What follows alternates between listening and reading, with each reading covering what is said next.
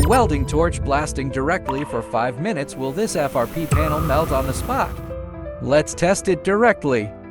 This is a newly developed flame retardant panel by GTOFRP, designed to produce no smoke, no dripping, and no combustion even under high temperatures. As you can see, under direct flame exposure, there is no black smoke and no molten dripping at all. Let's fast forward to around 2.5 minutes. At 2 minutes and 13 seconds into the test, the sample shows only slight surface carbonization, with no open flame and no smoke. Now at 4.5 minutes, let's check the back side of the sample. We can clearly observe that the back side shows only carbonization and has not been burned through. The overall structure remains intact without severe deformation, demonstrating the panel's outstanding high temperature and flame retardant performance.